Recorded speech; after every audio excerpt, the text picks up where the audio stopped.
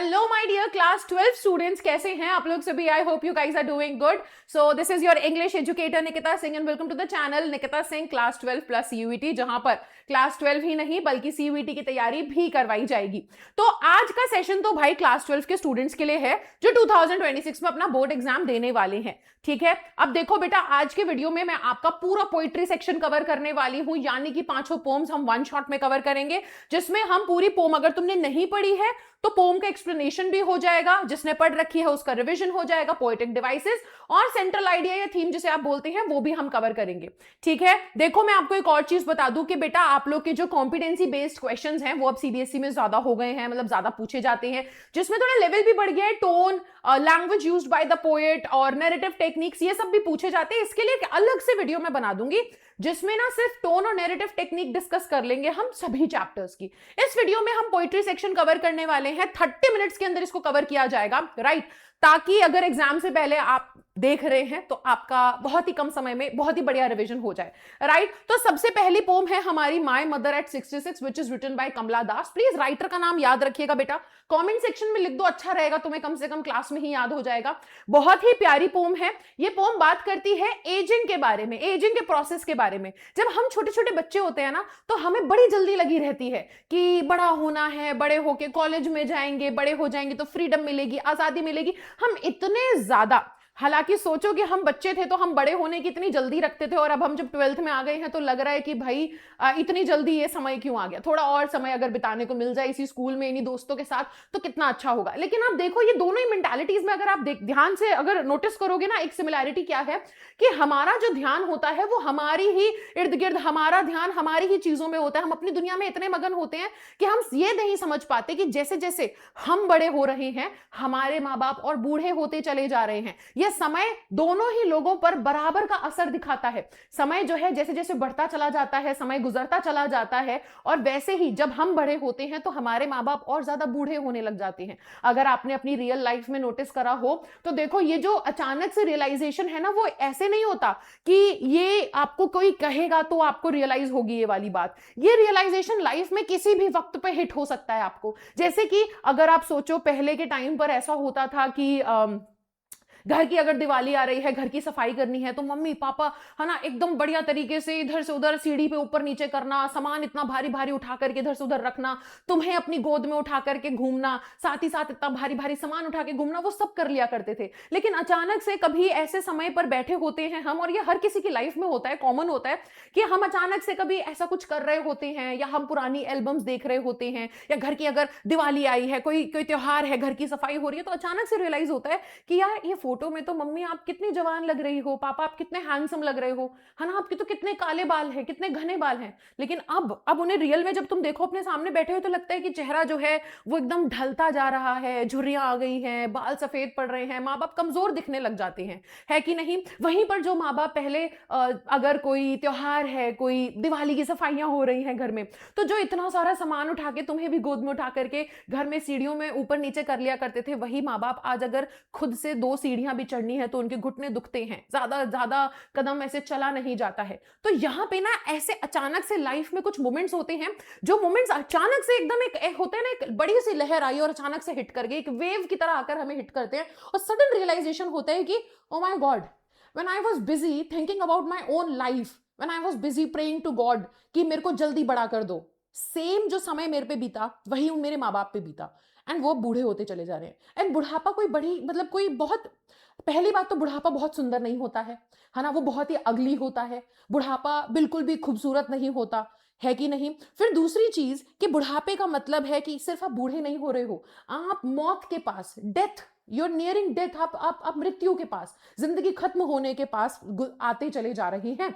और जब ये सडन रियलाइजेशन हमको होता है तो ये रियलाइजेशन दुनिया में किसी भी इंसान के लिए एक हैप्पी फीलिंग नहीं लेकर के आता। हम सबको बहुत बुरा लगता है, the thought of losing our parents, living in a world where we don't have our parents along with us. ये बहुत ही एक दिल तोड़ देने वाला, झंझोड़ के रख देने वाला थॉट होता है। एंड ऐसा ही थॉट, ऐसा ही रियलाइजेशन कमला दास को आज की इस पोम के अंदर हुआ है कि वो बताती है कि बस मैं ना अपने घर से निकल करके मैं कोचिन से, मतलब देखो ना, driving from my parents home to Cochin last Friday night, कि मैं अपने मम्मी पापा के घर से। अब देखो ये लाइन अगर आप ध्यान से समझोगे ना तो स्टार्टिंग की लाइन में ही आपको एक चीज समझ में आएगी। आई एम सॉरी अगर मैं थोड़ा सा डिटेल में चले जाऊं, because I love this pome a lot and बहुत ही प्यारी पोम है, तो मेरे को बहुत डिटेल में एक्सप्लेन करना बड़ा अच्छा लगता है।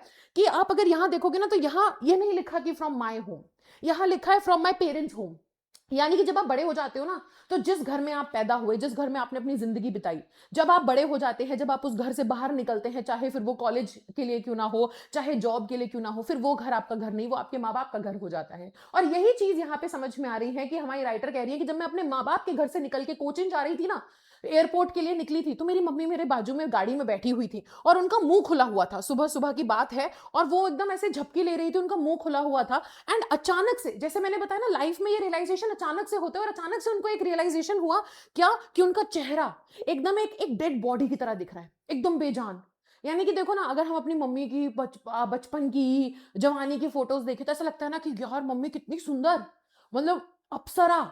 लेकिन वहीं पर अगर हम अब देखें तो लगता है ना कि भाई देखो, समय और बुढ़ापा, उसकी जो मार पड़ती है, तो समय जब बीतता है और जब बुढ़ापा आता है तो वो बहुत ही, बिल्कुल मैंने बोला ना, ब्यूटीफुल नहीं होता, इट इज अगली, है ना। आपके अंदर जान नहीं रहती है, आप फ्रजाइल हो जाते हो, है कि नहीं। वो जो नूर होता है चेहरे का छिन जाता है। वही वो यहाँ पर एक्सप्लेन कर रही है कि मेरी मम्मी के जो फेस है वो उन्हें देख करके एकदम कॉर्प्स, यानी कि डेड बॉडी के जैसा लग रहा था, एकदम बेजान, एकदम उसमें कोई रंग नहीं, नूर नहीं, है ना, वैसा मुझे फील हो रहा था। और वो इतनी बूढ़ी लग रही थी जितना बूढ़ा एक इंसान हो सकता है। यानी कि हम अपनी लाइफ में इतना बिजी होते हैं कि हम इस फैक्ट पे नोटिस नहीं करते, और अचानक से कभी चलते फिरते जिंदगी में एक ऐसा कुछ कोई कह देगा, ऐसा कुछ एक पल आएगा कि अचानक से रियलाइजेशन होता है कि oh my God, my parents are getting old and you can do nothing about it.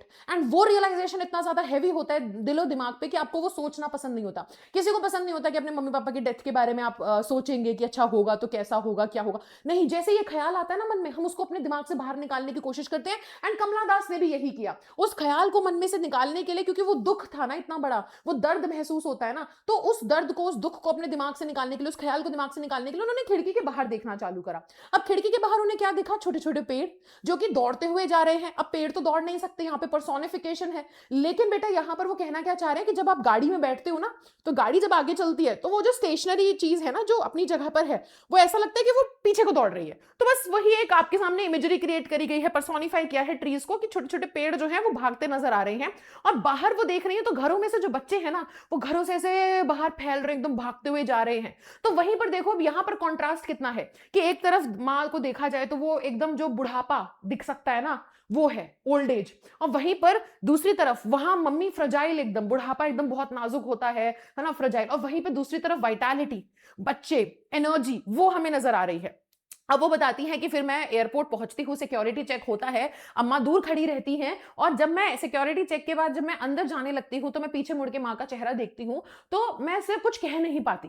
वो जो पुराना दुख था ना, वो जो पुराना दर्द था, बचपन में होता है ना कि अगर तुम्हें कोई अपनी मम्मी के गोद से ले ले और बोले कि नहीं बेटा मैं तुम्हें अपने घर लेके जा रहा हूँ, तो लगता है ना कि नहीं नहीं नहीं, मुझे अपनी मम्मी के पास है ना, मुझे कहीं मत लेकर जाओ। अगर हम खो जाएं कभी कहीं मार्केट में कहीं भी, तो सबसे पहले क्या होता है, अपने माँ बाप को ढूंढते हैं, है ना। तो वही वो जो एकदम से झटका सा लगता है, डर होता है ना कि माँ बाप को खो देने का डर, वो उन्हें महसूस होता है। वो अपनी माँ को देखती हैं और वो कुछ कह नहीं पाती, है ना। वो सिर्फ एक उम्मीद रखती है मन में कि हम दोबारा जरूर मिलेंगे, ठीक है, कि हम दोबारा जरूर मिलेंगे, आपको कुछ नहीं होगा, हम दोबारा मिलेंगे। और वो सिर्फ मुस्कुराती हैं अपने उस दुख को छुपाने के लिए, कि माँ को भी परेशानी ना हो, वो भी घबराए ना मुझे ऐसा देख के, और वो मुस्कुराते हुए चली जाती है। और यहाँ हमारी पोम खत्म हो जाती है। इसके अंदर अगर हम बेटा आपके पोएटिक डिवाइसेस देखें तो इंजैबमेंट है। इंजैबमेंट का मतलब है जब एक ही सिंगल लाइन को आप ब्रेक करके दो तीन लाइनों में, मतलब एक सिंगल सेंटेंस को आप ब्रेक करके अलग अलग लाइनों में लिख दो, लेकिन उसको जब ब्रेक किया जाए तो एंड में कोई पंचुएशन यूज ना हो। जैसे इस सेंटेंस को ब्रेक किया है बट कोई पंचुएशन यहाँ पे यूज नहीं हुई है, तो यहाँ इंजैबमेंट है। अच्छा, कॉन्सोनेंस का मतलब है जब एक पूरे सेंटेंस में ओवरऑल रीड करो तो एक कॉन्सोनेंट की साउंड आए,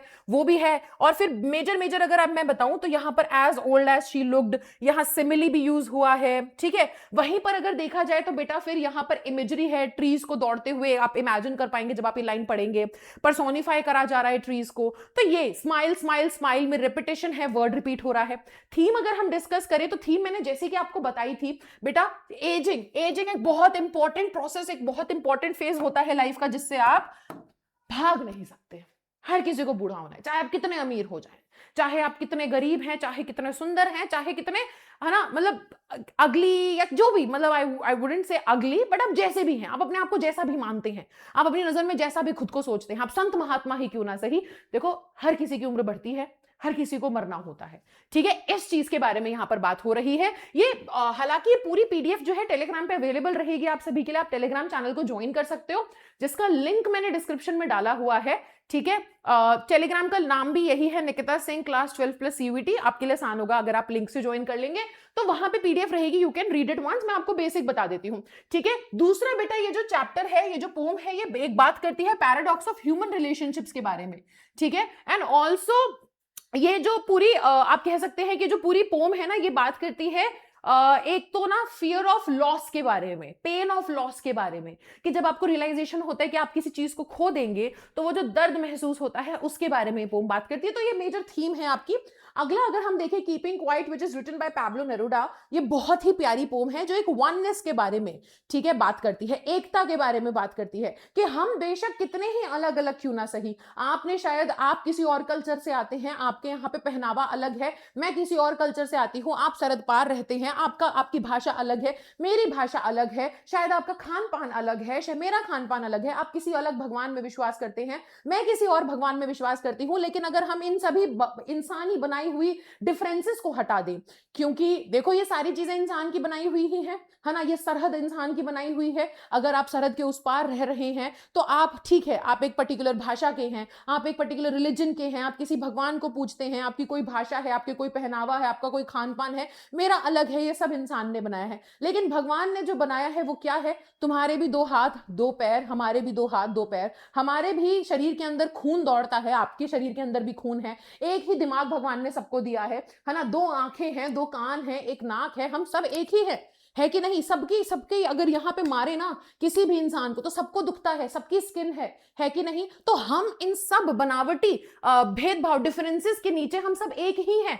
ये पोम ये आपको सिखाने की कोशिश करती है कि आपको ना, ये पोम एक और चीज के बारे में बात करती है, कीवर्ड है बेटा, प्लीज इसे ध्यान रखना, सेल्फ इंट्रोस्पेक्शन। सेल्फ इंट्रोस्पेक्शन का मतलब है आत्मचिंतन करना, कि हमारी जिंदगी में इतने सारे दुख दर्द हैं, हमारी जिंदगी में हम इतना ज्यादा परेशान रहते हैं, आज के टाइम की इतनी भागती दौड़ती जिंदगी में हम इतना परेशान हैं इतनी सारी चीजों से, है ना, डिप्रेशन आ जाता है, डिप्रेस्ड फील करते हैं, सैड फील करते हैं, एंजाइटी होती है, स्ट्रेस होता है कि मेरी जिंदगी में कितना गलत हो रहा है मेरे साथ। या कई बार ऐसा होता है ना, हम अपने आप को कोसते हैं कि ये मेरे साथ ही ऐसा क्यों होता है, मैंने तो सब सही किया था। लेकिन कई बार होता क्या है, ये पोम आपको ये समझाने की कोशिश कर रही है कि इतनी भागती दौड़ती जिंदगी में हम बिल्कुल भी समय नहीं निकालते हैं अपने आप के लिए। दुनिया में हम हर एक चीज को समझना चाहते हैं कि ये ऐसा है तो ऐसा क्यों है, ये इंसान ऐसा है तो ऐसा क्यों है, लेकिन हम ये समझने की कोशिश नहीं करते कि हम ऐसे हैं तो हम ऐसे क्यों हैं। हम दूसरों को समझने में बहुत समय लगा देते हैं, लेकिन अगर उसका 1% समय भी हम अपने आप को समझने में लगा दें तो शायद हमारी जिंदगी की प्रॉब्लम्स जो है वो एकदम हमारी जिंदगी से दूर हो जाए, ठीक है। तो ये पोम इसी चीज के बारे में बात करती है कि शांत रहना, कीपिंग क्वाइट, यानी कि शांत रह करके अपने अपने एक्शंस के बारे में सोचना, आत्मचिंतन करना। शायद आप ही को पता चल जाए कि आपकी जिंदगी में अगर कुछ खराब हुआ तो शायद आप अगर सोचे उसके बारे में, अपने आप के साथ समय बिताएं, कोई फोन नहीं, कोई इंसान नहीं, खुद के ख्यालों के साथ बैठे, तो शायद आपको पता चले कि शायद जिंदगी में कोई एक चीज हुई थी मेरे से, कोई एक गलती हुई थी जो कि आगे घूम के काफी समय लेकर के अब मेरे को उसको भुगतना पड़ रहा है और इसी वजह से मेरे ऊपर वो चीज आ रही है। शायद आप अपने एक्शंस को सुधार लें और हर इंसान इस दुनिया में ये करने लग जाए तो ये दुनिया कितनी पीसफुल जगह बन जाए और हम समझ सकेंगे कि भैया हमारे बीच में जो डिफरेंसेस हैं वो सिर्फ पहनावे, खाने पीने, है ना, इन्हीं सब चीजों के हैं, हम सब एक ही हैं, ठीक है। तो देखो पोएट जो है उनका नाम है पैब्लो नेरुडा, आपको यही नाम ध्यान में रखना है। एक्चुअल में नेफ्टाली रिकार्डियो रीस इनका बासुआल्टो इनका नाम है रियल, बट तुम्हें इतना बड़ा याद नहीं करना है, तुमको सिर्फ पैब्लो नेरुडा याद करना है, इसी नाम से स्यूडोनिम है इनका, इसी नाम से ये जाने जाते हैं, ठीक है। तो देखो बेटा, ये जो पोम है इसकी थीम एक बार आप समझ लो, आई होप आपको विजिबल होगा, अगर नहीं है तो टेंशन ना लो, मैं समझा देती हूँ, आप सुन लो, है ना। और देखो आंसर्स तो आप बना ही लोगे, वरना मैं आंसर राइटिंग का वीडियो तो बनाऊंगी ही और पीडीएफ अवेलेबल रहेगी। तो ये जो पोम है ना, ये रिवील करती है कॉन्सिक्वेंसेज ऑफ इनह्यूमन एक्ट्स, के हम ही जिंदगी में भैया, आप देखो आज के टाइम पे ईरान, इजराइल, अमेरिका, इन सब के हम अगर वॉर देख रहे हैं, इतनी बड़ी बड़ी जंग छिड़ जाती हैं लोगों के बीच में, जिसमें होता क्या है, जंग तो छिड़ गई अब, है ना, इतने लोगों की जान गई, और इतने लोगों की जान जाने के बाद एक इंसान उन लाशों के ढेर पे खड़े होकर के चिल्लाएगा कि हम विजयी हुए, हम जीते। बट जीत मनाने वाला है कौन? तुम किस कॉस्ट पे जीते? इतने लोगों को मार के तुम जीते। अब उसके बाद अगर जो देश इसमें जीत के निकलता है बाहर कि भाई इस लड़ाई में मैं जीत के निकला, तो तुम्हें क्या लगता है कि फिर तुम्हारे ऊपर ये सब चीजें नहीं आएंगी? क्या कल को तुम्हारे ऊपर अटैक नहीं होगा? क्या तुम्हारे देश के लोगों की जान नहीं जाएगी? तो हमारे ही कुछ एक्ट्स होते हैं ना जो पलट के हमें, वो कहते हैं ना कि आप जो करते हो वो कर्मा इज रियल। तो वही वाली बात है कि जो हम करते हैं, हमारे जो हरकतें हैं, हमारे जो एक्ट्स हैं, वो कई बारी ना हमारे को ही भारी पड़ जाते हैं। जिंदगी का चक्का ही ऐसे चलता है कि भाई जो करा जाता है वो घूम के अपने पे ही आता है। तो ये पोम इसी बारे में बात कर रही है। Poet is deeply concerned about violence, यहाँ पे cruelty to animals and plight of manual workers, इसके बारे में बात हो रही है। वो बता रहे कि एक सिंपल सॉल्यूशन है, और वो क्या है? वो सिंपल सॉल्यूशन ये है कि थोड़ा सा सोचा जाए, शांत होया जाए, लाइफ में इंट्रोस्पेक्ट किया जाए, है ना। सेल्फ इंट्रोस्पेक्शन के बारे में बात हो रही है कि अगर हम ये करना स्टार्ट कर दे तो शायद सबसे बड़ी प्रॉब्लम ही, ये सबसे पहला कदम होगा कि बस आप इस भागती दौड़ती जिंदगी में इतना ज्यादा भाग दौड़ ना करें, थोड़ा सा समय निकालें अपने आप के लिए, अपने आप के साथ, अपने ख्यालों के साथ बैठें, आधी ज्यादा दिक्कतें वहीं पर सॉल्व हो जाएंगी। ठीक है, ये हमारे जो पोएट हैं एडवोकेट कर रहे हैं। अब देखो यहां पर थीम, बेटा मेजर थीम है सेल्फ इंट्रोस्पेक्शन, पीस के लिए और हार्मनी के लिए जरूरी है। सब थीम है यूनिवर्सल ब्रदरहुड यानी कि वननेस, एंड स्पीकर और नरेटर जो है वो खुद ही ये मैसेज आपको दे रहे हैं। ठीक है, ये आपकी पोम है। Now we will count to 12 and we will all keep still. यहां पे 12 का क्या सिग्निफिकेंस है? घड़ी में देखो, साल में 12 महीने, घड़ी में 12 अंक होते हैं, है ना। तो उसकी बात हो रही है कि अगर मैं सिर्फ 12 तक गिनूं, मैं सिर्फ 12 तक गिनती करूंगा और हम सब शांत हो जाएंगे। For once on the face of the earth let's not speak in any language, let's stop for 1 second and not move our arm so much. तो यहां बोल रहे हैं कि बस 12 सेकंड तक के लिए मैं गिनती करूंगा, बस एक कुछ पल के लिए, बस कुछ पलों के लिए जिंदगी में, दुनिया में, इस पृथ्वी में एक बार ऐसा पल हमें लेकर आना है, ऐसा पल आना चाहिए जहां पर हम किसी भी भाषा में बात नहीं करेंगे। भाषा वगैरह ये वही चीजें हैं जो हमें एक दूसरे से अलग करती हैं। अगर कोई इंसान फारसी बोलता है, वो फ्रेंच बोलना जानता है, पर्शियन बोलना जानता है, और अगर हमें हिंदी आती है, तो हम दोनों के बीच में फर्क हमारी भाषा का ही है। अगर हम शांत हो जाएं, है ना, तो हम एक ही हैं, हम उसी भगवान ने बनाया है, और भगवान की भी बात छोड़ दो, हम एक ही हैं, हम सबके अंदर वही एलिमेंट से बने हुए हैं हम, जो सामने वाला बना हुआ है। तो वो यही कह रहे हैं कि इन भाषाओं को एक सेकंड के लिए हम ना किसी भी भाषा में बात नहीं करेंगे, बस एक सेकंड के लिए थम जाएंगे, जो भी काम कर रहे हैं उन काम को करना छोड़ देंगे। Let's not move our arms. बेटा आर्म्स यहाँ पे दो मीनिंग रखता है, एक आर्म्स जो हाथ होते हैं, एक आर्म्स आर्मामेंट्स यानी कि हथियार, कि कोई हथियार इस्तेमाल नहीं करेंगे, किसी भाषा में बात नहीं करेंगे। मैं सिर्फ 12 तक गिनूंगा और हम सब थोड़ी देर के लिए शांत हो जाएंगे। It would be an exotic moment. या एक्सोटिक क्यों कहा जा रहा है, क्वेश्चन आ जाता है कई बार एग्जाम्स में। एक्सोटिक यानी कि एक ऐसा पल जो आज तक कभी किसी इंसान ने, कभी किसी ने देखा नहीं, ये पहली बार इस पृथ्वी पर हो रहा होगा। ठीक है, कि without rush, without engines, we would all be together in a sudden strangeness, कि कोई भाग दौड़ नहीं होगी, कोई मशीन। अब देखो, अगर आपने मूवमेंट, अगर आपने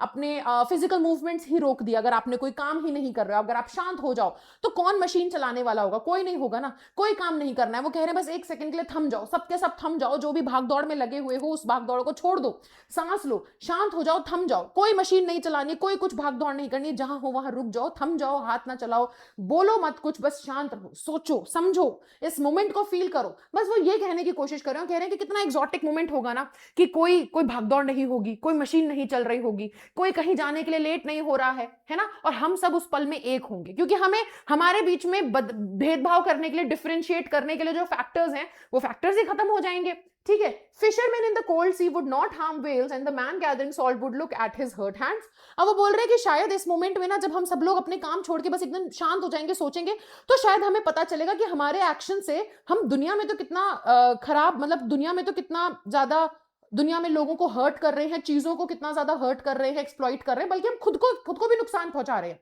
मतलब अगर हम हार्मफुल हैं लोगों बाकी लोगों के लिए तो खुद के लिए भी हैं। जैसे फिशरमैन, एक मछुआरा, शायद वो समुद्र में किसी व्हेल को नुकसान नहीं पहुंचाएगा अगर वो शांत हो जाएगा 2 मिनट के लिए, अगर सारे काम छोड़ देगा तो वो उसके उसके शांत हो जाने से, सेल्फ इंट्रोस्पेक्शन से शायद जो नेचर में कोई हार्म हो रहा था वो बच जाएगा। शायद जो सॉल्ट गैदरर है, यानी कि जो नमक इकट्ठा करते हैं ना हाथों से, तो शायद वो अगर रुकेगा तो वो देखेगा अपने हाथों को, तो उसे पता चलेगा कि उसके एक्शन से वो खुद ही को हर्ट कर रहा है, खुद ही के हाथ छिल गए हैं। ठीक है। वहीं पर those who prepare green wars यानी कि wars against nature, wars with gas, wars with fire, victory with no survivors, would put on clean clothes and walk about with their brothers in the shade doing nothing. वो कह रहे हैं कि जो लोग इस नेचर के खिलाफ जंग छेड़ रहे हैं, जो लोग gases, fires, armaments, missiles, nuclear weapons, इन सबका इस्तेमाल करके जो जंग छेड़ रहे हैं, शायद इस मोमेंट में आकर के वो शांत हो जाएं और वो थोड़ा सोचें। होता क्या है, हमारे इमोशंस, जैसे कि आपने 10th में पढ़ा होगा कि हमारे रॉबर्ट फ्रॉस्ट ने एक बहुत ही प्यारी कविता लिखी थी, एक बहुत ही प्यारी पोम थी फायर एंड आइस, जिस पोम में बताया गया था कि हमारे इमोशंस जब हम पे ओवर पावर कर लेते हैं ना, हमें कंट्रोल करते हैं, तो वी स्टॉप थिंकिंग और हम इमोशंस में आकर के काम करते हैं। लेकिन यहीं पर पैब्लो नेरुदा कह रहे हैं, उसी चीज को एडवोकेट करते हुए, कि आपको यही नहीं होने देना है। आपके ऊपर आपके इमोशंस अगर काबू कर रहे हैं, ओवर पावर अगर आपको कर चुके हैं, तो बस एक सेकंड के लिए रुक जाओ, एक्ट मत करो उस इमोशन में आकर के, रुक जाओ। शायद आपको समझ में आए कि भाई आप जो कर रहे हो, आप ना अपने ही एक भाई की जान ले रहे हो। हालांकि आपको मैं रिपीट कर रही हूं, हालांकि हमें बांटने वाले, हमारे बीच में भेदभाव लेकर आने वाले, डिफरेंशिएट करने वाले बहुत फैक्टर्स हैं, बट उनको हटा दिया जाए तो हम सब एक ही हैं, है ना। तो शायद लोगों को ये रियलाइजेशन होगा, इंट्रोस्पेक्ट करेंगे, उन्हें पता चलेगा, एंड फिर वो अपने ना, मतलब होता नहीं कि जो खून से लथपथ कपड़े हैं, यानी कि जिन जिन जिन यूनिफॉर्म्स को आपने पहना है, सरहद के उस पार कोई इंसान खड़ा है, इस पार कोई खड़ा है ना, जो आपको ये यूनिफॉर्म्स क्या है बेटा, ये आपको डिफरेंशिएट कर रही है। तुम इंडियन आर्मी को के हो, वो पाकिस्तान आर्मी का है, अगर ये कपड़े उतार दिए जाएं और अगर साफ कपड़े पहन लिए जाएं, तो शायद फिर आपके अंदर वो एकता आ पाएगी, आप रियलाइज कर पाओगे कि ये कोई अलग नहीं है, इसके कपड़ों से ये अलग था, इसके कपड़े ऐसे थे इसलिए लग रहा था ये पाकिस्तानी है या ये किसी और देश का है, लेकिन अगर हमने एक से कपड़े पहन लिए, साफ कपड़े पहन लिए, तो हम एक ही हैं, है ना। और शायद फिर हम एक साथ आगे बढ़ पाएंगे, राइट। यहां पे हार्मनी की बात हो रही है, पीस की बात हो रही है। What I want should not be confuse. वो कह रहे हैं कि जो मैं चाह रहा हूं इसको कंफ्यूज मत हो जाना कि विद टोटल इनएक्टिविटी, के मैं चाह रहा हूं कि भाई बिल्कुल काम ही नहीं होना चाहिए, सब कुछ बंद हो जाना चाहिए, कोलैप्स हो जाना चाहिए सब कुछ, नहीं नहीं नहीं, मैं ये नहीं चाह रहा हूं। Life is what it is about, I want no truck with death. वो कह रहे जिंदगी जो है वो है, जिंदगी चलते का नाम है, लेकिन मैं ये नहीं चाहता कि भाई अपने काम वाम छोड़ दो, यानी कि भाई मृत्यु हो जाए, ट्रक भर भर के लाशें आ जाए, नहीं, मैं ये नहीं चाहता। वो क्या बोल रहे हैं, वो क्या चाहते हैं, what I want should not be confused with total inactivity, life is what it is about, I want no truck with death. If we were not so single minded about keeping ourselves our lives moving and for once could do nothing, perhaps a huge silence might interrupt this sadness. वो and of never understanding ourselves and of threatening ourselves with death, sorry. ठीक है, तो वो यहां पर क्या बोल रहे हैं, वो कह रहे हैं कि मैं भाई लाश नहीं चाहता, मैं नहीं चाहता कि लोगों की मृत्यु होए, बल्कि मैं ये चाहता हूं कि देखो हम जहां इतने सिंगल माइंडेड हो चुके हैं, यानी कि हमारे दिमाग में सिर्फ एक ही मोटिव होता है, सुबह उठो तो सिर्फ यही सोच के आप उठते हो कि आज मुझे ये करना है, ये करना है, ये करना है, ये करना है, इसके बाद ये होना चाहिए, इसके बाद ये होना चाहिए। सोते तक हम यही सोचते हुए सोते हैं कि अगले दिन में क्या किया जाएगा। तो इतने ज्यादा हम आगे होते हैं ना कि वो you are so obsessed with moving forward and with planning your future कि you are not able to understand what is going on in the present and you are not able to कह सकते हैं कि enjoy the present। तो इसी चीज के बारे में वो बोल रहे हैं कि भाई अगर हम इतने सिंगल माइंडेड नहीं होते ना किस चीज को लेकर के कि हमारी जिंदगी बस आगे चलती रहे, आगे क्या करना है, आगे क्या करना है, तो शायद है ना क्या होता अगर हम इतने सिंगल माइंडेड नहीं होते और एक पल के लिए अगर हम कुछ ना करना भी जानते। वो कहते हैं ना taking a break is equally important. ठीक है, कि जितना आप काम कर रहे हो उतना ही इंपॉर्टेंट है कि आप ब्रेक लें, आप अपने आप के साथ बैठें, अपने आप को भी जाने। जितना हमें दुनिया के बारे में जानना है उतना अगर हम अपने आप को भी जानने लग जाएं तो क्या हो सकता है, तो शायद हम ना ये जो इतनी बड़ी जिंदगी में खालीपन है ना, शायद उस खालीपन को मिटा पाएंगे। जो जिंदगी में इतनी बड़ी दिक्कत है ना कि हमारी जिंदगी में इतना दुख है, डिप्रेस्ड फील करते हैं, है ना, और हम अपने आप को सोचते हैं ना कि भाई सुसाइडल थॉट्स आते हैं, शायद अगर हम अपने आप को समझ जाएं, हम अपने आप के साथ बैठना सीखें, तो शायद हम इन सभी दिक्कतों का एक समाधान, एक सॉल्यूशन पा पाएंगे। ठीक है, इसके बारे में वो कह रहे हैं परहैप्स, वो कह रहे हैं कि देखो पृथ्वी से शायद हमें सीखना चाहिए। पर्सोनिफिकेशन है बेटा, अर्थ कैन टीच, सिखा तो इंसान सकता है, तो यहाँ पे पर्सोनिफाई कर दिया, अर्थ कैन टीच अस, कि हम पृथ्वी से सीख सकते हैं कि जब हमें लगता है कि एवरीथिंग सीम्स डेड और later proves to be alive. देखो ना, जब हम बात करते हैं विंटर सीजन की, तो विंटर सीजन को कुछ इतना रोमांटिसाइज नहीं किया जाता क्योंकि उसमें ऐसा कुछ है ही नहीं रोमांटिसाइज करने के लिए। भाई विंटर सीजन का मतलब है कि देखो पूरी नेचर मर सी जाती है ना, ना चिड़िया चहचहाती नजर आएगी, ना लाइफ हम किसको बोलते हैं, बेसिकली लाइफ जो है वो आ रही है सूरज से, सन से, sun gives life to everything, right. तो अगर सूरज ही नहीं निकलता है, चिड़िया चहचहाती नहीं है, पृथ्वी का रंग क्या है, हरा और नीला, वो हरियाली एकदम से गायब हो जाती है, सारे जानवर अपने बिल में छुप जाते हैं, आपको इंसान तक बाहर देखने को नहीं मिलता, तो ऐसा लगता है ना कि भाई मानो कि नेचर मर गया है, डेथ हो गई है अर्थ की।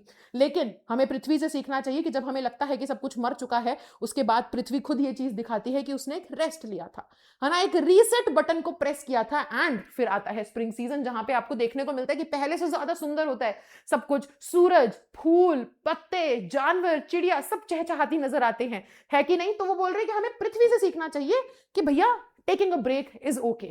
सो वो कह रहे हैं now I will count up to 12 and you keep quiet and I will go. बहुत ही प्यारी पोम है यार, क्लास 12 में बहुत प्यारी प्यारी पोम्स दी हैं। एलिट्रेशन है यहाँ पर बेटा, ये वाली लाइन पढ़ोगे तो वी विल, वी वुड, ये सब एलिट्रेशन है। रिपीटेशन है, without rush, without tension repeat हो रहा है। इमेजरी है, कोल्ड सी का इस्तेमाल जब हुआ। सिंबल है अर्थ को आप एक टीचर, और ऊपर से पर्सोनिफिकेशन भी है, तो ये आपके यहाँ पर कुछ वर्ड्स हैं। अच्छा, पन है, आर्म्स का मतलब मैंने बताया ना, एक तो हैंड्स है और एक आर्मामेंट्स यानी कि वेपन्स है। तो ये आपके कुछ बेसिक कीवर्ड्स हैं, कीवर्ड्स कह रही हूं मैं, फिगर ऑफ स्पीच है। अगली पोम है हमारे पास a thing of beauty written by John Keats, बहुत बहुत मेरे फेवरेट पोएट भाई, ठीक है ना, इंग्लिश लिटरेचर टीचर होने के हिसाब से ये एक बहुत ही यंग एज में, मतलब जॉन कीट्स यार एक ऐसे वो रह गए इंसान, ठीक है, जिनको ना मतलब लाइफ, ट्यूबरक्यूलोसिस इनकी डेथ हुई थी, टीबी से, 25-26 साल के थे ये जब इनकी डेथ हो गई थी। और कुछ महान लेखकों में से एक इनका नाम आता है, रोमांटिक पोएट थे ये। और इंग्लिश लिटरेचर में रोमांटिक का मतलब वो नहीं है जो तुम सोचते हो, ठीक है।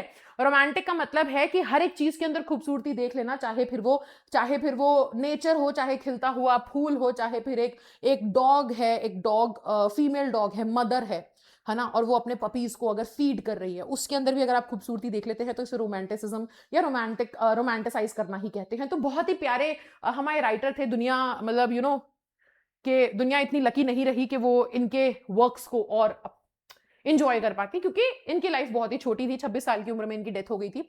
अच्छा, इनकी जो अब ये पोम है ना, इसके अंदर भी अगर आप देखोगे तो बेटा इन्होंने पूरे नेचर को रोमांटिसाइज किया है, ठीक है। इन्होंने यहां पर ना ब्यूटी का नाम नहीं दिया, इन्होंने ये नहीं कहा कि बीइंग स्लिम इज ब्यूटीफुल, या having long hair is beautiful, या having a good height is beautiful, या वेयरिंग स्पेक्स और not wearing specs is beautiful, या बीइंग फेयर इज ब्यूटीफुल। इन्होंने ये नाम नहीं दिया है, इन्होंने नहीं बताया कि भाई ब्यूटी क्या है, इन्होंने बोल दिया कोई भी चीज, a thing. And a thing, article, अगर आप देखो, ज्यादा इंग्लिश वाली टीचर की आत्मा आ रही है, वैसे हुई वो, मैं तो क्या ही कहूं, लेकिन क्या है, जब हम ए आर्टिकल का इस्तेमाल करते हैं जनरल चीजों के लिए करते हैं, एंड थिंग अपने आप फिर एक जनरल चीज है, तो इन्होंने पूरा आइडिया ही जनरलाइज कर दिया है ब्यूटी का, कि भैया कुछ भी चीज हो सकती है ब्यूटीफुल, बस आपका नजरिया होना चाहिए उसको पहचानने का। अब अगर कोई इंसान चल रहा होगा और चलते चलते किसी ने देखा कि यार एक छोटा सा पपी है नाले में पड़ा हुआ है, आए कितना गंदा, ऐसे हाथ मत लगाओ, लेकिन वहीं पर दूसरे इंसान के लिए वो होगा कि ओ माय गॉड कितना क्यूट है, लाओ मैं इसे उठा लूं। तो आप समझ रहे हो कि ब्यूटी के मायने कितने अलग अलग होते हैं। ये बहुत ही ऐसा वर्ड है जो सब्जेक्टिव है, जो हर किसी के लिए अलग है। तुम्हारे लिए जो ब्यूटीफुल है जरूरी नहीं मेरे लिए हो, मेरे लिए जो ब्यूटीफुल है जरूरी नहीं तुम्हारे लिए हो, है कि नहीं। तो वो यही बोल रहे हैं कि इसलिए उन्होंने ना ब्यूटी के स्टैंडर्ड सेट नहीं करे। जॉन कीट्स ने ये बोला ही नहीं कि ब्यूटीफुल क्या है, उन्होंने बोला कि जो भी चीज है, जो भी सुंदरता की चीज हो सकती है, वो आपके ऊपर है, अब आप डिसाइड कीजिएगा। लेकिन वो सुंदरता की चीज के फायदे क्या होते हैं, वो हमारी लाइफ में कितनी इंपॉर्टेंट होती है, उसके बारे में बता रहे हैं कि अगर ये ब्यूटीफुल चीजें हमारी जिंदगी में ना होती ना, तो शायद जिंदगी हमारी बेजान होती। फिर शायद हम लोग, मतलब इंसान जो है ना, वो इंसान के अंदर जो इतने भाव होते हैं, जो इतने इमोशंस होते हैं ना, वो आते हैं इन ब्यूटीफुल चीजों की वजह से। अगर ये नहीं है तो फिर आप you are basically dead bodies, ठीक है ना, souls living in dead bodies, ऐसा वाला सीन होगा। ये यहां पे कहा जा रहा है, अगर आप समझ पाए तो। अब ये पोम यहां से शुरू होती है, कहते हैं कि thing of beauty is a joy for ever, its loveliness increases, it will never pass into nothingness but will keep a bower quiet for us and a sleep full of sweet dreams and health and keeping quiet breathing. अब यहाँ पे बावर का मतलब होता है, जैसे एक पेड़ है, पेड़ की छांव के नीचे आप आते हैं तो उसे बावर कहेंगे। अब वो बोल रहे हैं कि थिंग ऑफ ब्यूटी, अब देखो बार बार अ थिंग बोला जा रहा है क्योंकि वो स्पेसिफाई कर ही नहीं रहे। यार आज की दुनिया ने तो बना दिया है ना ये सारे सिस्टम, है ना, ये सारे बना के रख दिए हैं कि अगर आप ऐसे दिखते हो तो आप ब्यूटीफुल है। अगर लड़कों के लिए बना दिया गया, अगर तुम्हारा ऐसा फिजिक है, इतनी हाइट है, तुम ऐसे हो तो तुम ब्यूटीफुल हो, तो तुम डिजायरेबल हो। बट अगर लड़कियों के लिए बना दिया गया है कि भैया अगर तुम्हारे ऐसे बाल हैं, ऐसी चाल है, ऐसा रूप है, ऐसा रंग है, तो तुम ब्यूटीफुल हो। लेकिन वो कह रहे हैं कि नहीं, ब्यूटी देखने वाले की नजरों में होती है, फिर वो किसी कचरे में भी खूबसूरती ढूंढ लेगा। और अगर आपकी नजरों में ही खूबसूरती नहीं है तो आपके सामने सोना भी रख दिया जाएगा तो आप बोलोगे कि तो पीतल है, ऐसा है। ठीक है, तो यही चीज यहां पे बोल दे कि थिंग ऑफ ब्यूटी एक जॉय फॉर एवर है। यानी कि देखो, ये जो ब्यूटीफुल चीजें होती है ना, ये हमेशा के लिए खुशियां देती हैं। अब ब्यूटी जो है, अब ब्यूटीफुल चीजें यानी कि बेटा इसमें मेमोरीज भी आ सकती है, खूबसूरत तो यादें भी होती है ना। अब सोचो फॉर एग्जाम्पल कि आप अपनी लाइफ में, अब आप 12th में हैं, राइट। अब आप 12th से जब पास आउट हो जाएंगे और आप कॉलेज में चले जाएंगे, तो ये जो पूरे आपके स्कूल की जो मेमोरीज हैं, ये जब भी याद करोगे मुस्कान आएगी चेहरे पर। अगर नहीं भी आई, दिल दुखा भी, तो वो एक अच्छा मीठा दर्द ही होगा, राइट। क्योंकि तुम उन यादों को, उस टाइम को सोच रहे होगे जो तुमने बहुत इंजॉय किया था लाइफ में।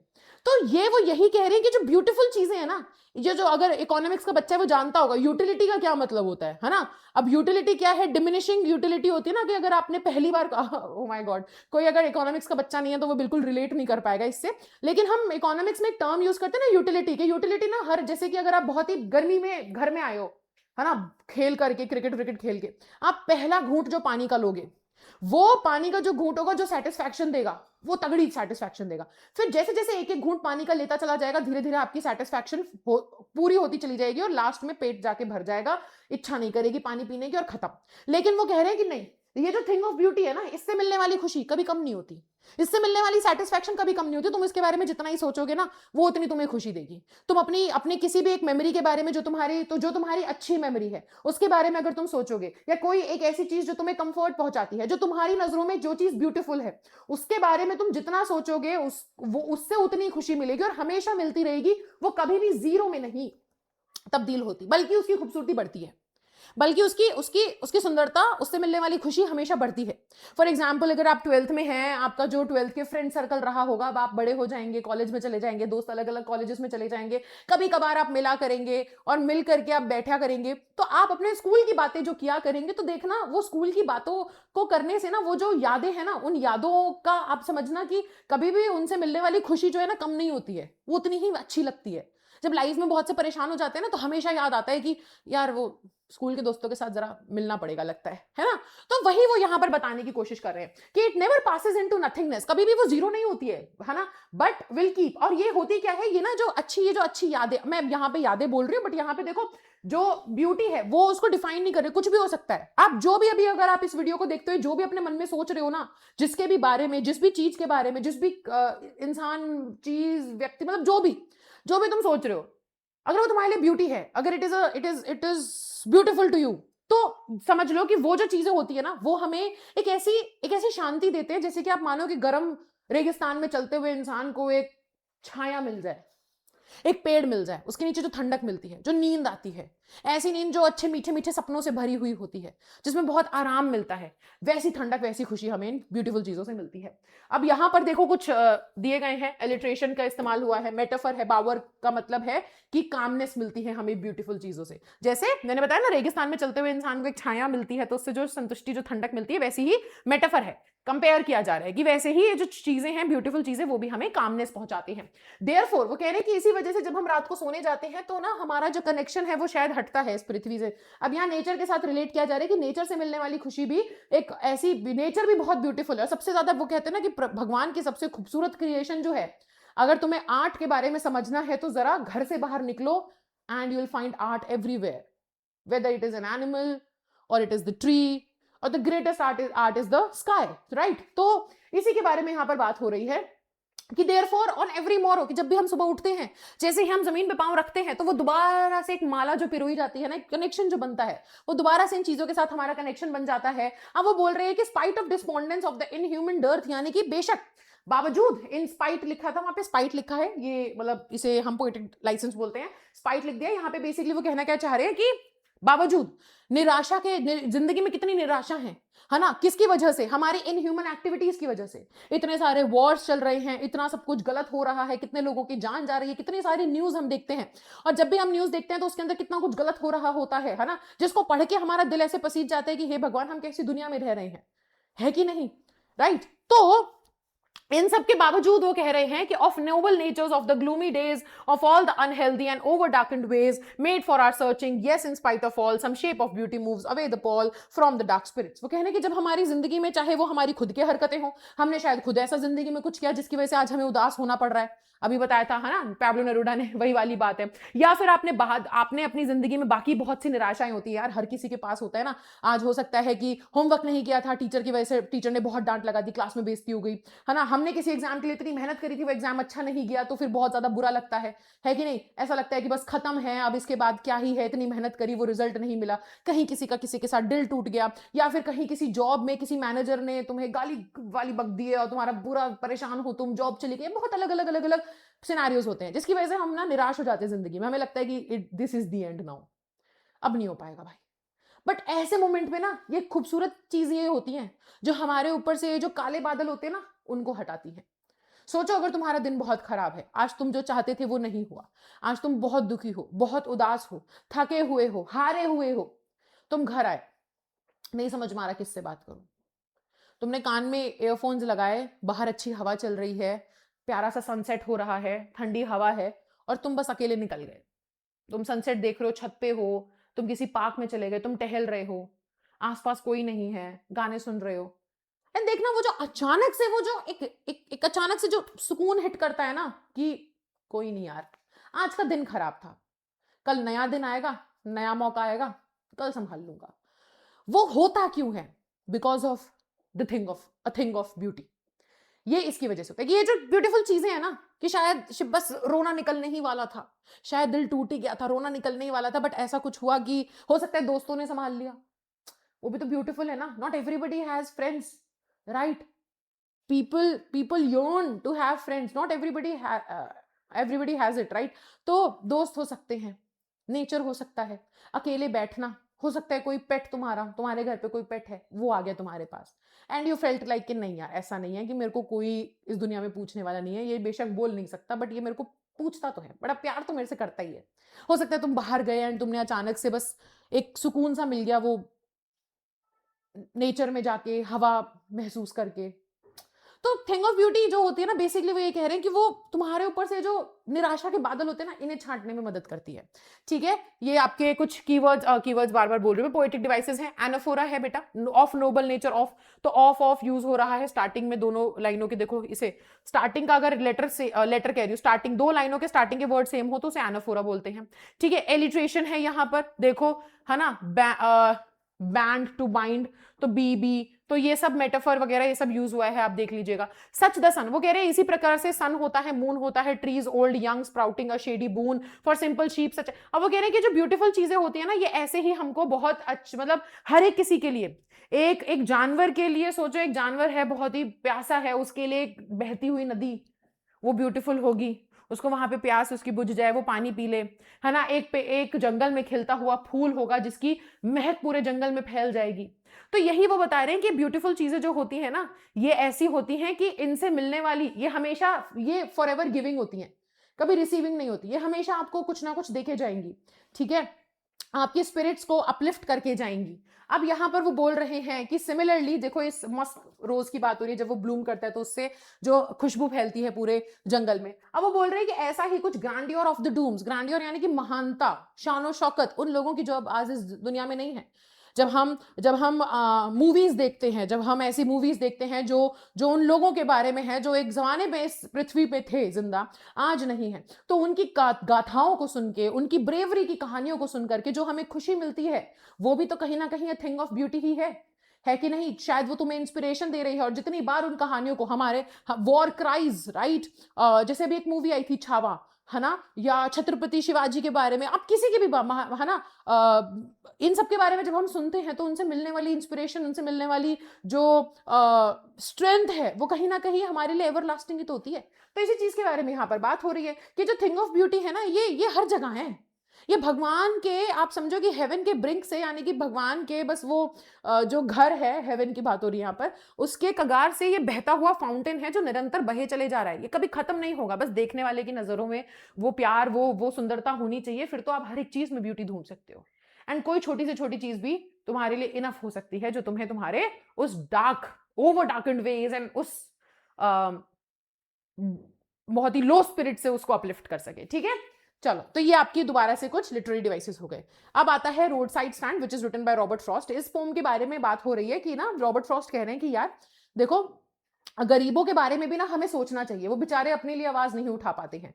और भारत में देखा, वैसे तो ये भारत के राइटर हैं नहीं, लेकिन अगर भारत में देखा जाए तो हमारी आधी ज्यादा जो आबादी है वो तो गरीब ही है बेचारी। ठीक है, तो वो कह रहे हैं कि जिन लोगों के पास कुछ है, जो प्रिविलेज्ड है, वो प्रिविलेज्ड लोग भी अगर इनके बारे में नहीं सोचेंगे तो इनके बारे में कौन सोचेगा। यहां पे वो अपना पर्सनल भी एक ओपिनियन शेयर कर रहे हैं कि भैया मेरा दिल बड़ा दुखता है इन लोगों को देख करके, क्योंकि ये कोशिश, इनके पास शायद उतने जरिए नहीं थे। अब हम लोग अगर शहर में रह लिए तो हमारे पास उतने जरिए आ गए कमाने के, हमारे पास शायद पहले से पैसा था तो हमारे माँ बाप हमें वो एजुकेशन दे पाए। हर किसी के पास उतना पैसा नहीं होता, हर किसी के पास उतने जरिए नहीं होते हैं कमाने के, अपने बच्चों को पढ़ाने लिखाने के। लेकिन जिंदगी तो हर किसी को आगे काटनी होती है ना, हर किसी का अधिकार तो होता है ना कि वो भी बेसिक नेसेसिटीज को पूरा कर पाए। तो वो कह रहे हैं कि जब हमारे पास उतने जरिए हैं, जब हम इतने लकी इनफ थे, right, we were lucky enough to be born into a family जहां पर हमें ये सारी चीजें मिल पाई, तो कहीं ना कहीं शायद हमें भी सोचना चाहिए ना कि हम इन लोगों की मदद कर सके जो कि इतने लकी नहीं थे।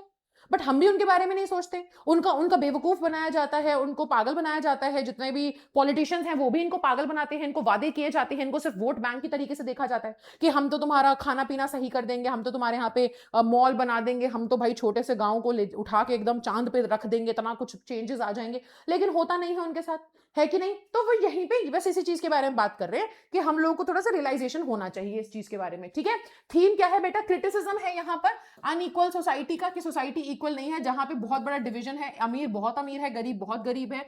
ठीक है, इसके बारे में प्लाइट यहाँ पे ना उन गरीबों की आवाज रखी जा रही है, वो जो गरीब लोग हैं, complexity dynamics of their existence यहाँ पे बताया जा रहा है। तो इसके बारे में है ये पूरी पोम। पोम का एनालिसिस अगर आप देखो तो स्ट्रक्चर वगैरह 56 लाइंस हैं, डिवाइडेड इनटू 6 स्टैंजास। ये पूरा यहाँ पे एक स्ट्रक्चर दिया गया है, राइम स्कीम ए बी है। ठीक है, पोएम की एक सिंपैथेटिक टोन है क्योंकि वो सिंपैथाइज कर रहे हैं गरीब लोगों के साथ। अब यहाँ पे बोल रहे हैं, the old house was out with the little new shed in front at the edge of the road where the traffic sped, a roadside stand that too pathetically pled it would not be fair to say for a dole of bread but for some of the money, the cash whose flow supports the flower of cities from sinking and withering faint। अब वो यहाँ पर बोल रहे हैं कि एक घर था, एक बहुत ही गरीब सा, एक बहुत ही मतलब बहुत ही आप कह सकते हो कि छोटा सा घर था। ठीक है, जिसको देख के पता चल रहा था घर की भी हालत अच्छी नहीं है, घर के रहने वाले लोगों की हालत अच्छी नहीं है, तो मींस घर की हालत अच्छी नहीं है। ठीक है, उस घर ने अपने घर के मतलब उस घर के बाजू में एक जैसे छपरा लगाते हैं ना, आपने देखा होगा कि अगर आप कभी कहीं घूमने गए होगे तो वो क्या करते हैं कि 4 लाठी गाड़ देते हैं जमीन में, उसके ऊपर त्रिपाल डाल देते हैं, है ना, और एक कवर शेड सा डाल देते हैं और उसके नीचे फिर कुछ अपना सामान वामान लगा लेते हैं, है ना, बेचने के लिए। तो वैसे ही कह रहे हैं कि एक ना रेहड़ी टाइप की लगा ली थी उन लोगों ने, और वो रेहड़ी बेचारी, उसकी खुद की हालत ऐसी थी, मान लो कि भाई हो सकता है जो त्रिपाल ऊपर डाला हो, जो कपड़ा जो शेड ऊपर डाला हो डंडे के ऊपर, उसमें छेद थे, उसकी हालत खराब थी, वो इतना साफ नहीं था। तो उसी से पता चल रहा था कि उनकी हालत कितनी खराब थी, क्योंकि वो ऐसा लग रहा था कि वो जो रेहड़ी है वो खुद ही भीख मांग रही थी कि प्लीज मेरे से कुछ खरीद लो, प्लीज मेरी मदद कर दो, मेरी हालत अच्छी नहीं है। अब वो यहाँ पे यही कहना चाह रहे हैं कि भाई देखिए वहां पे से ना जो अब ये जो देखो रोड साइड स्टैंड है, यानी कि सड़क के किनारे स्टैंड डाला गया है। कौन सी सड़क? ऐसी सड़क जहां से खूब सारा ट्रैफिक निकलता है। अब आप अगर देखो, अगर आप किसी डेस्टिनेशन, किसी टूरिस्ट डेस्टिनेशन पे जा रहे हैं, जैसे मनाली वगैरह, अगर तुम कहीं जा रहे हो तो तुम देखोगे ना कि बहुत सारे ऐसे रास्तों में तुमको ऐसे दुकानें देखने को मिलती हैं जो सड़क किनारे फ्रूट्स बेच रहे होते हैं, जूसेस बेच रहे होते हैं, कुछ ना कुछ वो ऑफर कर रहे होते हैं कि भैया यहाँ से लोग जाएंगे डेस्टिनेशन पे अपनी, है ना, घूमने फिरने के लिए आएंगे, तो क्या पता रुकेंगे तो हमसे भी कुछ एक आधा चीज खरीद लें। तो वो यही कह रहे हैं कि ये जो ट्रैफिक है ना, इस ट्रैफिक को कहीं ना कहीं अपनी तरफ लेकर आने के लिए उन्होंने कुछ एक ऑफरिंग वहां पे लगाई थी। अब ये नहीं समझना है कि वो भीख मांग रहे हैं आपसे, क्योंकि वो भीख नहीं मांग रहे हैं, वो उनसे जितनी उनकी हैसियत है, जितना उनसे बन पा रहा है, जो भी उनके पास सामान है, चाहे फिर वो सब्जी हो, चाहे फिर वो फल हो, उसको वो ऑफर कर रहे हैं, वहां पे रखा है कि आप आके हमसे खरीद लीजिए। अब वो यही बता रहे हैं कि देखो कैश फ्लो, ये वही कैश फ्लो है, ये वही पैसा है जो आपको सपोर्ट कर रहा है, क्योंकि आपके पास उतने जरिए हैं, क्योंकि आप शहर में रह रहे हो, तो आप जाकर के आपके पास इतने जरिए हैं कि आप बेटा काम कर सकते हैं। You were lucky enough to be born into a family which had certain amount of money to मतलब to help you provide education, इसके लिए, ठीक है, कि आप एक ऐसे परिवार में पैदा हुए, वो आपकी किस्मत थी। हर किसी की इतनी किस्मत नहीं होती है। आप ऐसे परिवार में पैदा हुए जिनके पास इतना पैसा था कि वो आपको अच्छी एजुकेशन दे पाए, कि आपको वो मौके मिले कि आप फिर उसके बाद इतना पैसा कमा पाए कि आज आपके पास गाड़ी है, आज आप अपने क्या कहते हैं, घर से निकल करके शहर में रहते हैं, आपके पास उतने जरिए हैं पैसे कमाने के, और आज आप कहीं पे घूमने जा रहे हैं। एक रियलिस्टिक लाइफ में आकर के सोचो, समझ पाओगे पोम के अच्छे से एकदम मैसेज समझ पाओगे। और देखो, ये इंग्लिश है, ये साइंस मैथ्स ऐसा कुछ तो है नहीं सब्जेक्ट, है ना, इंग्लिश है बेटा। अब साइंस मैथ्स में क्या है ना, you will have to find realistic application. भाई साइंस का एप्लीकेशन कहां हो रहा है दुनिया में, मैथ्स का एप्लीकेशन कहां हो रहा है, कि भैया अगर मैंने किसी एक इंसान को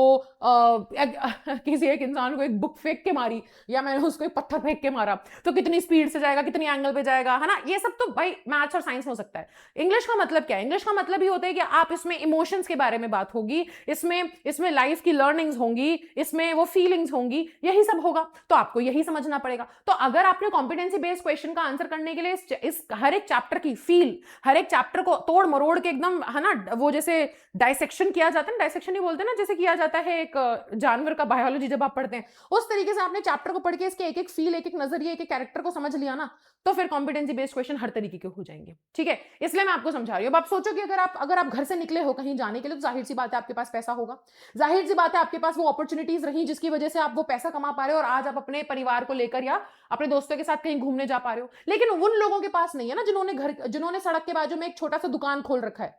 उनके अब होता क्या है, वो यही बोलने की कोशिश करें कि वो आपसे भीख नहीं मांग रहे, वो आपसे बस अपने सामान को कह रहे हैं कि भैया आपके पास अगर इतना पैसा है कि आप यहां से वो एक डेस्टिनेशन तक जा सकते हैं, आप बड़े बड़े रेस्टोरेंट में बैठ करके खाना खा सकते हैं, आप बड़े बड़े दुकानों में जाकर के सामान खरीद सकते हैं, तो फिर जब आपके पास उतना पैसा है तो फिर हमारे पास से आकर के भी कुछ ले जाइए। कि आपको पैसा जो आप एक जगह पे जाने के लिए आप अपने मजे के लिए शायद खर्च कर रहे हैं, वो हमारे लिए रोजी रोटी है, हमारा उससे बेसिक नेसेसिटी का काम होगा, हमारी बेसिक इच्छाएं, हमारी बेसिक, है ना, काम चल पाएगा लाइफ का। तो यहां पे ये कहने की कोशिश कर रहे हैं। ठीक है, अब आगे बोला जा रहा है कि जो पॉलिश ट्रैफिक है, pass with mind ahead of or if ever aside a moment then out of sorts at having the landscape marred with the artless paint of signs that with end turned wrong and s turned wrong, offered for sale wild berries in wooden quads or crook necked golden squash with silver warts or beauty rest in beautiful mountain scenes। अब वो कह रहे हैं कि पहली बात तो ये ट्रैफिक रुकता ही नहीं है, पहली बात तो ये इतने सिंगल माइंडेड होते हैं कि बस ये घर से निकलते तो सोचते हैं कि हाँ भैया हमें हमारी डेस्टिनेशन पे जाना है और हम वहीं जाकर के रुकेंगे और हम जाकर के वहीं से सामान खरीदेंगे, मतलब सामान खरीदेंगे या वहीं जाके रुकेंगे जहां भी हम जाने के लिए निकले हैं। तो ये जो पॉलिश, अब यहाँ पे ट्रैफिक को पॉलिश कहा जा रहा है, यानी कि पॉलिश यहाँ पे इन द सेंस वो नहीं है जूता पॉलिश, यहाँ पे पॉलिश का मतलब है कि भैया प्रिविलेज्ड है, प्रिविलेज ट्रैफिक है। इसमें जो लोग बैठे हैं इन गाड़ियों में, चमचमाती गाड़ियों में, जहां भी निकल रहे हैं, जहां के लिए भी जा रहे हैं, उनके पास उतना साधन वगैरह, उतना पैसा वगैरह है उसके लिए, राइट। इन बेचारे गरीबों के पास उतना नहीं होता है। तो वो यही कह रहे हैं कि पहली बात तो ये लोग रुकते नहीं है ना। बेशक वही वो देखो, ये रियल भी है। अगर एक आज के टाइम पे देखो, एक बहुत सिंपल सा बहुत बेसिक एग्जांपल देती हूँ। दिवाली आती है ना, तो दिवाली आने के लिए आप देखना बड़ी बड़ी दुकानों में जो चाइना का सामान बेच रहे होते हैं, उसके उन दुकानों में इतना बड़ा ढेर लगा रहेगा ना लोगों का, इतना ढेर लगा रहता है लोगों का कि भैया वो जाकर के वहीं से सारा सामान खरीदेंगे। लेकिन वहीं पर एक जो अब ये जो दुकानें हैं, इसमें एसी लगा हुआ है, इन्होंने 4 नौकर रख रखे हैं, आप उसी को पैसा दे रहे हो जिसके पास ऑलरेडी पैसा है। लेकिन वहीं पर एक ऐसा बूढ़ा बूढ़ी औरत आपको बुड्ढा बुड्ढी दिखेंगे जो बेचारे एक बोरी बिछा रखी है, कपड़ा बिछा रखा है, उसके ऊपर दिए बेच रहे हैं मिट्टी के। अरे जिसके पास तुम जा रहे हो, अब देखो यही तो यहाँ पे वो समझाने की कोशिश करें कि जिसके पास आप जा रहे हैं, जिस दुकान में आप जा रहे हैं पैसा खरीदने, आपके पास पैसा है, आप उस पैसे को वहां जाकर के आप उनसे सामान खरीद रहे हो जिनके पास ऑलरेडी पैसा है, उन्हीं के पास पैसा जा रहा है। लेकिन अगर आपने इन लोगों से सामान खरीद लिया तो ऐसा नहीं कि वो बेचारे भीख मांगने के लिए बैठे हैं, लेकिन दिवाली तो उनके घर पे भी मन पाएगी, थोड़ा बहुत पैसा तो उनके पास भी आ पाएगा, शायद वो अपने बच्चों के लिए मिठाई ले पाएंगे, शायद अपने घर पे कुछ नए कपड़े ले पाएंगे। कपड़े लेना तो बहुत बड़ी बात हो जाती है, मिठाइयां आ जाए उनके घर पे। तो वो यही एक डिफरेंस आपको यहाँ पे बताने की कोशिश कर रहे हैं कि ये ट्रैफिक पहली बात तो हमारे लिए रुकेगा नहीं, और अगर मानो रुक भी गया, मानो इनकी नजर हम पे पड़ भी गई, इन्होंने सोचा कि यहां रुक जाते हैं, किसी ने अपनी एक छोटी सी दुकान डाली हुई है, तो वो आकर के ना फिर यहां पर नुक्स निकालते हैं। वो आकर के ये बोलेंगे कि देखो कितनी सुंदर जगह थी, कितना सुंदर नजारा था, तुमने अपनी खराब सी सड़ी सी दुकान लगा दी यहाँ पर, जिसकी वजह से पूरा का पूरा नजारा, सुंदरता खराब हो रही है। या फिर वो आकर के इनसे डायरेक्शन पूछते हैं कि भैया यहाँ का रास्ता बताना, कहाँ जाना है ना। और या फिर आकर के इनको डांट के जाते हैं कि तुमने देखो साउथ का डायरेक्शन गलत लिख रखा है, नॉर्थ का डायरेक्शन गलत है, इसे ठीक कर लो। लेकिन वो आकर के ये नहीं देखते कि हम क्या ऑफर कर रहे हैं, हमारे पास क्या है बेचने के लिए। हमारे पास से आपके सामान नहीं खरीदते, लेकिन हमको उल्टी सीधी बहुत सी बातें सुनाई जाती हैं। ठीक है, इस चीज के बारे में यहां पर बात हो रही है, राइट। अब वो कह रहे हैं कि देखो, अब यहां पर ना अभी तक बताया जा रहा था जनरली, अभी तक जनरली बताया जा रहा था कि क्या उन गरीबों के साथ होता है। अब यहां पे डायरेक्ट आपको इशारा किया जा रहा है, आपको पॉइंट आउट किया जा रहा है कि तुम्हारे पास तो पैसा है, तुम्हारे यानी कि हम प्रिविलेज लोगों के पास, आपके पास, मेरे पास, राइट, हमारे पास। वो कह रहे कि you have the money, you, but if you want to be mean, why keep your money this crossly and go along the hurt to the scenery wouldn't be my complaint so much as the trusting sorrow of what is unsaid। वो कह रहे तुम्हारे पास पैसा है तो फिर इतने इतने मीन क्यों हो, है ना, इतना छोटा दिल क्यों है कि आपके पास जब पैसा है और वैसे भी आप वो पैसा कहीं खर्च ही करने वाले हो, तो क्यों ना यहां से खर्च कर लिया जाए जिसका चाहे बेसिक घर ही चल जाए। ठीक है, वो ये कहा जा रहा है कि आपके पास you have the money but if you want to be mean why keep your money, के इतना इतना क्यों वो रख के चलना कि जब आप पैसा खर्च करने जा रहे हो तो यहां से क्यों नहीं। ठीक है, तो वो बोल रहे कि आपको दिक्कत है कि इतने अच्छे सुंदर नजारे पे भाई इनकी दुकान ने एक बहुत ही नजारा बिगाड़ दिया, दुकान की वजह से वो ब्यूटी जो है वो अच्छी नहीं दिख रही है, वो मार्ड हो गई है, उसके ऊपर एक निशान पड़ चुका है ना। तो ये सब वो बोल रहे हैं। वो कह रहे हैं कि देखो, अब मैं आपको वो बात बताऊंगा जो कहीं नहीं जाती है। Here far from the city we make our roadside stand, कि हमने शहर से दूर आकर के यहाँ पर अपना एक सड़क किनारे एक दुकान लगाई हुई है, और हम शहर का थोड़ा सा पैसा चाहते हैं क्योंकि हमारे पास उतने जरिए नहीं। अब पहाड़ी लोगों के पास अगर आप देखो, मैं वैसे एक एग्जांपल ले रही हूँ, सिर्फ पहाड़ी की बात नहीं है, बहुत जगहों पे है ये, हर जगह पे ही देखने को मिलेगा कि उन लोगों के पास इतने जरिए नहीं होते हैं। गांव वगैरह में चले जाओ ना, उनके पास इतने जरिए, है ना, पैसा कमाने के। लेकिन वो कह रहे हैं कि शहर के लोग हो आप, आपके पास इतना प्रिविलेज है, आप वहां पे आते हो, आपके पास शहरी पैसा है, तो वो पैसा हमें भी दिया जा सकता है, हमारे घर की भी इनकम चल सके, राइट।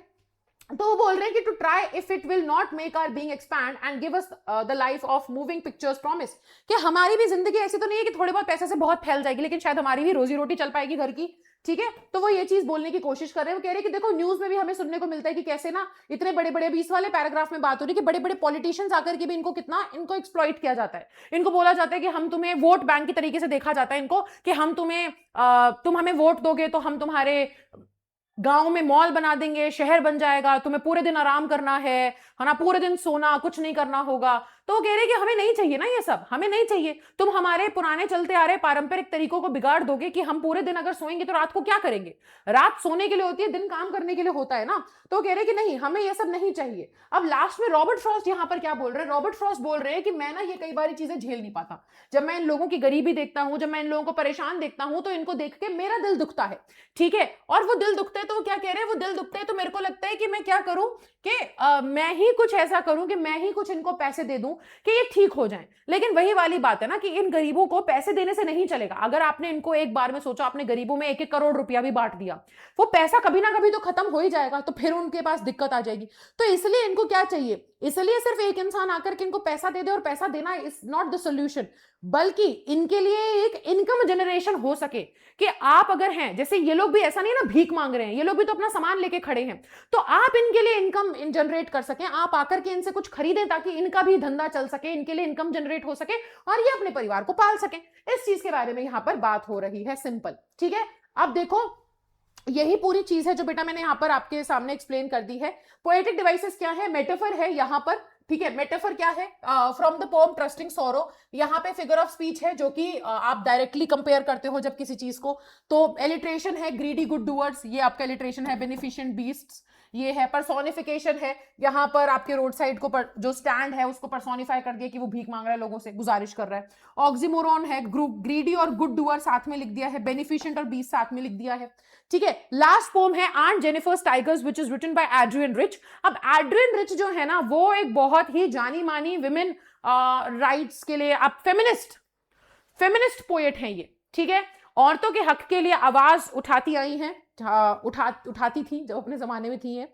ठीक है ना। तो काफी पॉपुलर है, आपने 10th में भी इनकी पोम पढ़ी होगी, ट्रीज, जो कि अगेन विमेन से रिलेटेड थी। आज भी इनकी जो पोम है वो विमेन से रिलेटेड है। पहले हम इस टाइटल को समझेंगे, आंट जेनिफर्स टाइगर्स। बेटा टाइगर्स की बात हो रही है, पर ये टाइगर्स एक आंट जेनिफर के हैं। आंट यानी कि तो आप जानते हो आंटी, है ना। कोई आंटी हैं, उनका नाम जेनिफर है, उनके टाइगर्स की बात हो रही है। बेटा यहाँ पे कोई पर्टिकुलर आंटी की बात नहीं हो रही, जैसे तुम्हारे घर के बाजू में शर्मा आंटी वर्मा आंटी रहती हैं, उनकी बात नहीं हो रही। यहाँ पे जब आंट जेनिफर बोला जा रहा है तो ये आंट जेनिफर जो है ना, ये हमारे सोसाइटी में मौजूद हर एक औरत की कहानी है। ठीक है, ये यहां पर क्या सिंबलाइज कर रहे हैं? टाइगर्स क्या है बेटा? टाइगर्स जैसे कि आंट जेनिफर, बेसिकली इस पोम के अंदर ना स्टैंजाज हैं। ठीक है, हर एक स्टैंजा एक पर्टिकुलर चीज के बारे में बात करता है। इस पोम को अगर आपको अच्छे से समझना है तो आप ऐसे समझो, आर्ट एंड आर्टिस्ट, यानी कि कलाकार की कला।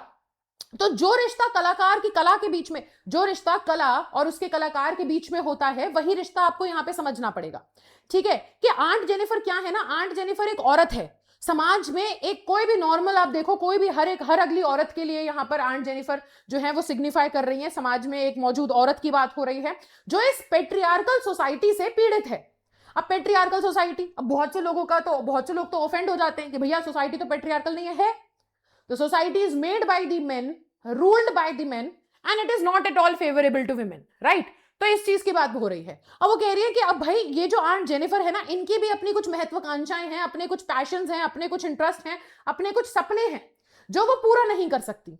और वो सपने क्या है? अब देखो पहले के जमाने में ना जो औरतें हैं उनको, आज के टाइम पे थोड़ा समय बदल चुका है, तो तरीके बदल चुके हैं, बट वो जो सोच है वो आज भी है सोसाइटी में। क्या सोच है?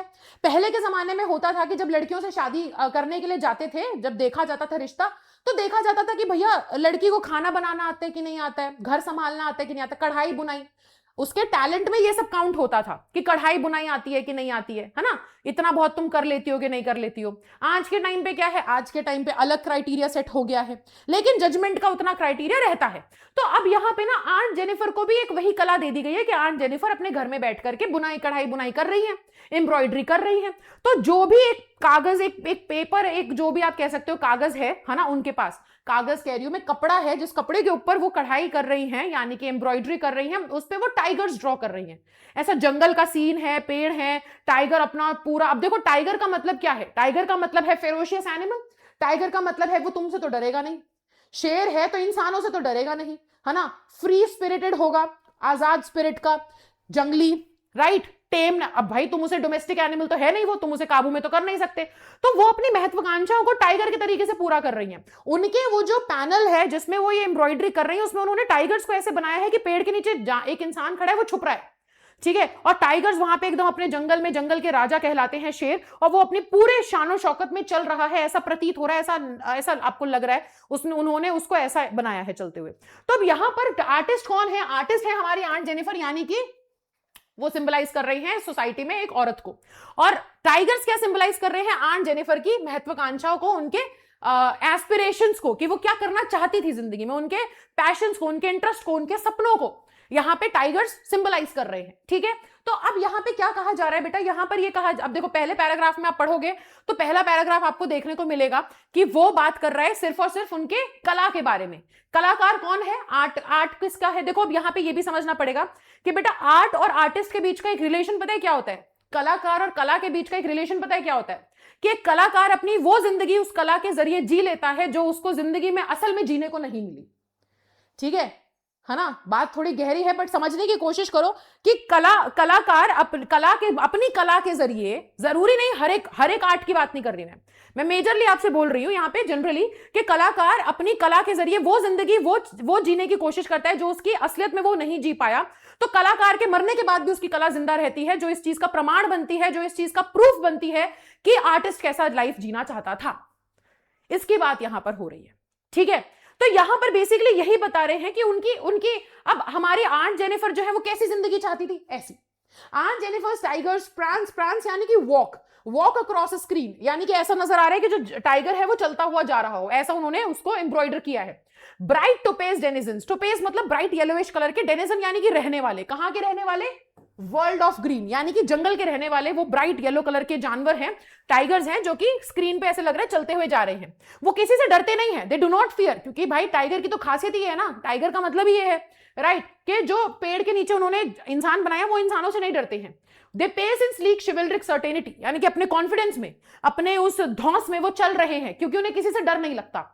ठीक है, तो अब यहां पे रियलिटी क्या है? मैंने बोला ना, कलाकार अपनी कला के थ्रू वो जिंदगी जीने की कोशिश करता है जो वो जी नहीं पाया। तो आंट जेनिफर एक ऐसी औरत को दिखा रही है जो इस पेट्रियार्कल सोसाइटी की मारी है, ठीक है, जिसके ऊपर इतना ज्यादा पेट्रियार्कल सोसाइटी का खौफ था, वो उसके नीचे दबी हुई है कि वो बेचारी आजाद नहीं है ना। वो अब जैसे ये जो शेर है वो उस इंसानों से डर नहीं रहा जो पेड़ के नीचे खड़ा है, लेकिन रियल लाइफ में आंट जेनिफर को जो उनके हस्बैंड थे, है ना, वो इतने थे कि वो क्या करते थे कि वो शायद आप कह सकते हो डोमिनेटिंग थे, है ना। तो वो डोमिनेटिंग थे, तो हमारी आंट जेनिफर उतनी लाइफ में फियरलेस थी नहीं, वो डर के रहती थी, उनकी आवाज उतनी नहीं खुल के निकल पाती थी, है ना, उन्हें अपनी लाइफ में बहुत कुछ झेलना पड़ता था। तो जैसे वो आजाद नहीं हो पाई जिंदगी में, उन्होंने अपने टाइगर्स को वो आजादी दी जो वो जिंदगी में रहना चाहती थी, कि शायद वो भी इस तरीके से जिंदगी में खुले आम जी सके, फ्रीडम के साथ जी सके, कि भाई कोई उन्हें रोकने टोकने वाला ना हो। उन्होंने वो चीज अपने कला में, अपने टाइगर्स में उतार दी कि भाई वो इंसान से डर नहीं रही है, वो उस आदमी से डर नहीं रही है जो वहां पे मौजूद है। तो ये तो हो गए उनके आर्ट के बारे में, ठीक है। अब यहां पर आंट जेनिफर के बारे में देखो कि कला उन्होंने क्या बनाई है, लेकिन कलाकार की हालत क्या है कि aunt Jennifer's fingers fluttering through her wool find even the ivory needle hard to pull. The massive weight of uncle's wedding band sits heavily upon aunt Jennifer's hand. यानी कि आंट जेनिफर इतनी डरी सहमी हुई औरत है कि वो, अब यहां पे मैं बार बार बता रही हूं कि यहां पे बहुत तगड़ा वाला जो क्वेश्चन बनता है बेटा, वो सिंबलिज्म से बनता है। टाइगर्स मतलब कि आंट जेनिफर की एस्पिरेशंस, उनके ड्रीम्स। आंट जेनिफर मतलब कि सोसाइटी में एक औरत। और अब यहां पर बता रहे हैं कि आंट जेनिफर जैसे कि वो अपनी कला बना रही है, यानी कि एम्ब्रॉयडरी कर रही है, तो जब वो सुई होती है ना, सुई को वो ऐसे खींचा जाता है कपड़े में से बाहर, तो उनके हाथ इतने कांपते हैं कि वो सुई खींचना भी उनके लिए इतना भारी हो जा रहा है कि हाथ कांप रहा है, जैसे मानो कि पता नहीं कितनी भारी सुई हो। तो वो इतनी डरी सहमी है अपनी असली जिंदगी में, ठीक है। और वो देखो वहीं पर उनकी रियलिटी वर्सेस, है ना, आप देख रहे हो कि रियलिटी वर्सेस एस्पिरेशंस क्या है, कि रियलिटी में वो कितनी डरी हुई औरत है, लेकिन वो चाहती क्या है कि वो उसकी जिंदगी कैसी होती, शेरों जैसी, कि शायद वो भी टाइगर्स के जैसी इतनी फियरलेस होती। वो बोल रहे हैं कि आंट जेनिफर के हाथ पर वो जो वेडिंग बैंड है, वेडिंग बैंड क्या सिग्निफाई करता है, वो क्या सिंबलाइज कर रहा है, वो सिर्फ यहाँ पे शादी की अंगूठी की बात नहीं हो रही है। वो बता रहे कि वो जो वेडिंग बैंड है वो एक सिंबल है कि now she is being controlled by somebody else, ठीक है, she is being controlled by somebody else. उनका जो पेट्रियार्कल सोसाइटी जब आपको बांध लेती है, वो कहते हैं ना कि वो पहले के टाइम पे तो था ही, अब शायद जमाना अब थोड़ा बहुत बदला है, लेकिन ऐसा तो नहीं है कि बहुत बड़ा चेंज आ गया है ना, है तो अभी भी वही चीजें, लेकिन पहले के जमाने में क्या था, आज तो फिर भी औरतें बोल लेती, पहले तो इतना भी नहीं हो पाता था, है ना। डोमेस्टिक वायलेंस कितना ज्यादा था। अब बहुत से बच्चे कमेंट करेंगे नहीं मैम अब तो औरतें भी करती हैं, लेकिन मैं आपको एक बेसिक चीज बताना चाह रही हूं कि पहले के टाइम पे तो इतना भी नहीं था ना, इतना भी नहीं था, पहले के टाइम पे तो सिर्फ औरतों के साथ ही होता था ये सब। तो यहाँ पे बस आपको एक आइडिया समझना पड़ेगा कि वो जो वेडिंग बैंड है, वो वेडिंग बैंड का मतलब ये नहीं है कि शादी की अंगूठी, वो वेडिंग बैंड का मतलब ये है कि वो जो रिश्ता जिसमें वो बंध गई है, उस रिश्ते ने उनको ऐसा बांध लिया है कि वो घिर चुकी हैं, वो बंधन में बंध चुकी हैं, अब वो उससे बाहर नहीं निकल सकते, और उस बंधन का बोझ उनके ऊपर इतना है कि अब उनका हाथ कांप रहा है उस बोझ के तले। यानी कि हाथ जो है ना, वो बेसिकली उनकी लाइफ है, कि वो लाइफ अब उनकी ना झेल नहीं पा रही है उस बोझ को, उस बोझ के तले वो इतनी दब चुकी हैं, इतनी ज्यादा पीड़ित है वो। She is an oppressed person and the oppressor is her husband और इज द पेट्रियार्कल सोसाइटी। इसके बारे में यहां पर बात हो रही है। अब यहां पर आपको बता दिया, यहां पे आपको बता दिया कि आंट जेनिफर कैसी है और उनकी कला कैसी है। अब वो बता रहे हैं कि आंट जेनिफर की जब मौत हो जाएगी, यानी कि when aunt is dead her terrified hands will lie still ringed with ordeals she was mastered by. Tigers in the panel that she made will go on prancing proud and afraid. मैंने कहा ना बेटा कि कलाकार अपनी कला के through ऐसी जिंदगी जीने की कोशिश करता है जो असलियत में वो नहीं जी पाया था। तो यहां पर और देखो उसके मरने के बाद भी वो जो कला होती है ना, अब तुम इतनी सारी वैन गो या फिर है ना दा विंची, इन सबकी पेंटिंग्स अगर आप देखेंगे, इतने बड़े बड़े कलाकार हैं, इतने बड़े बड़े आर्टिस्ट हैं, कोई सिंगर है, अगर आप उन लोगों की कहानियां उनकी सुनोगे, उनके गाने सुनोगे, तो आपको पता चलेगा कि लिंकिन पार्क एक बैंड है ना।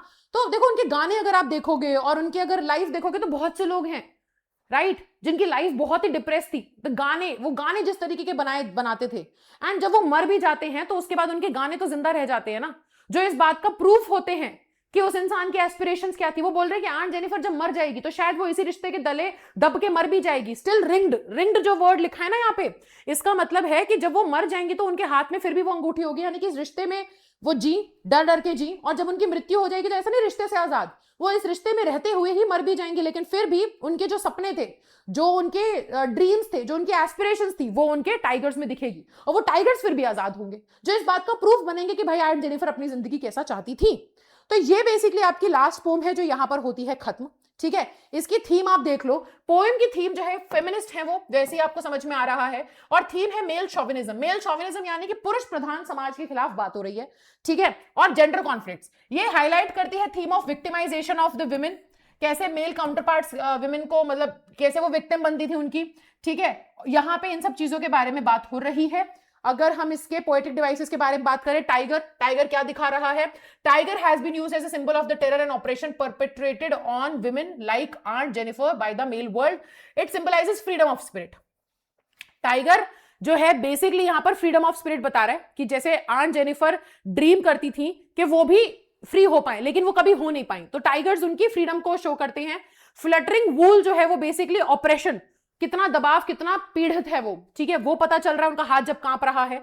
वेडिंग बैंड सिंबलाइज कर रहा है सप्रेशन, जो शादीशुदा जिंदगी में एक औरत को झेलना पड़ता है उसके बारे में। और रिंग्ड विद ऑडियल्स, ये सब यहां पर रिटन है, you can read it once. तो ये आज का हमारा लेक्चर यहां पे खत्म होता है। ये पीडीएफ आपके पास अवेलेबल रहेगी टेलीग्राम पे, अगर आपको अच्छा लगे तो जरूर से चैनल को सब्सक्राइब कर लेना। इसमें मैं क्लास 12 की पूरी लाइव क्लासेस भी लेने वाली हूं, हम पूरा आपके एग्जाम के लिए तैयारी करेंगे, राइट, एंड ऑल्सो सीयूईटी की तैयारी भी तो करनी है अपन को, तो ये चीज हम लोग करने वाले हैं, but do subscribe to the channel, है ना। मैंने अभी स्टार्ट किया कुछ 5-6 दिन पहले नया चैनल, इससे पहले मैं दूसरे चैनल पे पढ़ा रही थी, बट मैंने एक नया चैनल बनाया है, ठीक है। तो अब ये चैनल सिर्फ 12th के लिए रहेगा, है ना, तो इसको जरूर सब्सक्राइब कर लेना। लेक्चर अच्छा लगे तो प्लीज मुझे कमेंट सेक्शन में जरूर बताइएगा। आई होप अच्छा ही लगा होगा। बाकी मैं आपसे मिलती हूँ नेक्स्ट वीडियो में, तब तक के लिए bye bye guys, take care and thank you so much everybody.